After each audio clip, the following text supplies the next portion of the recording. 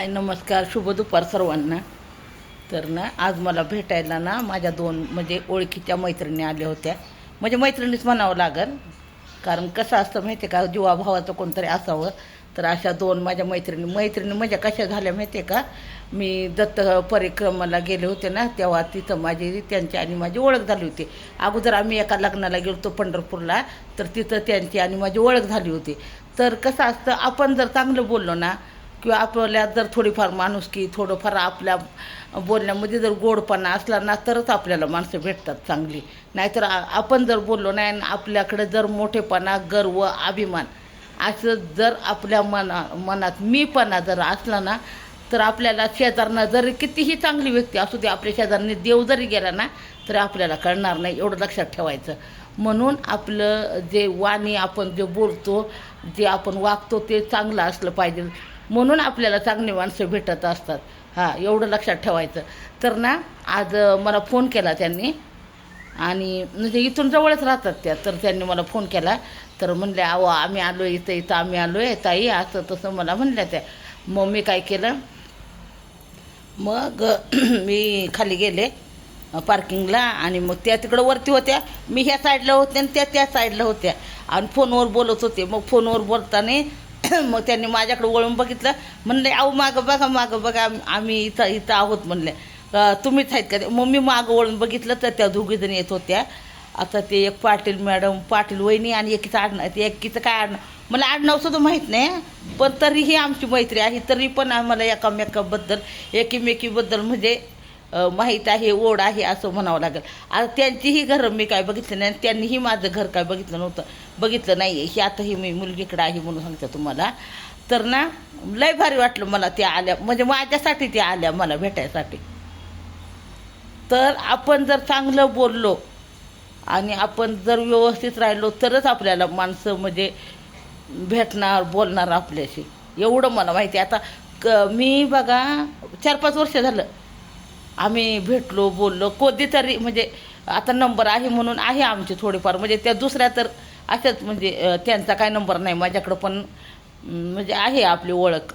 आधी एकदा शिवाजी युनिव्हर्सिटीला मी चालले होते, आणि तिथं त्या नवरबायको दोघंजणं गाडीवरनं आल्या. तर गाडीवरनं उतरल्या त्या, मी तो व्हिडिओ करणार होते पण ते नाही सांगितलं तुम्हाला. गाडीवरनं उतरल्या आणि मला मिठी मारली त्यांनी, आणि मला म्हणलं हे बघा हे माझे मिस्टर आहेत, आणि आम्ही आता चाललो आहे कोल्हापूरला बाजारात. तर बरं म्हणलं या जावं म्हणलं बाजार करून तुम्ही म्हणलं. तर एवढंच मला सांगायचं आहे की किती दिवस जाऊ देत, किती वर्ष जाऊ देत, जर आपण जर चांगलं राहिलो, आपण स्वतः चांगलं राहिलो, तर आपल्याला लोक लक्षात ठेवणार. नाही तर लोक आपल्याला लक्षात ठेवणार नाहीत. सांगते काय, आपल्या शेजारने देव जरी गेला ना, तरी आपल्याला कळणार नाही. एवढं लक्षात ठेवा. म्हणून आपण आपलं जे बोलणं चालणं तेवढं फक्त चांगलं ठेवा. आणि मीपणा हा सोडून द्या. आणि इथून पुढं तर लोक फक्त मीपणा धरणार आहेत. लोकांना माणसाची गरज नाही. लोकांना माणसांची गरज राहिलेली नाही, असं झालेलं आहे. लोकांना फक्त माझं मी असं झालेलं आहे. तर माझं काही म्हणणं आहे, मीपणा सोडा जरा. इकडं तिकडं जरा, डाव्या साईडला, उजव्या साईडला, मागा आणि पुढं जरा बघा, आपलं कोण आहे का जवळ आसपास, असं वागायला शिका जरा. लोक विसरत चाललेत आता. सगळ्यांना विसरलेत लोक. तर आमच्या पिढीपर्यंत आहे. इथून पुढच्या पिढीचं मी नाही सांगू शकत. इथून पुढची पिढी कशी वागल, कशी राहील, नाही सांगू शकत. आता किती वर्षाची ओळख होती बघा, फक्त तोंड ओळख. तोंड ओळख. आणि फक्त आम्ही बाहेरच भेटलेलो होतो. आजच त्या इथं आले होत्या. ते पण मला वेळ नसतो कैवल्यमुळं कुठं जायला, नाहीतर मग आम्ही बाहेरच भेटलो असतो, म्हणजे गेलो असतो आम्ही, मस्त नाश्ता बिष्टा केला असता. पण त्या आणि त्या एक मॅडम होत्या ना, तर त्यांच्या आईला बरं नाही. मग त्या आणि आईला त्यांच्या म्हणजे कोणी नाही, म्हणजे त्या एकट्याच आहेत आईला. तर मग त्या आईचा सांभाळ त्याच करतात, आईचा सांभाळ. मग आईचं सगळं टॉयलेट बाथरूमचं काय असेल ते सगळं त्यांनाच बघावं लागतं आईचं. तर असं असतं. जरा माणुसकी माणुसकी काय चीज आहे ना, ही बघा, ओळखा. एवढंच मला सांगायचं आहे. नीट राहावा आणि जरा माणसांना जपा. तुम्हाला जपता आलं तर जपा, नाही जपता आलं तर विषय सोडून द्या. माझी काय भाकड कथा चालूच असते.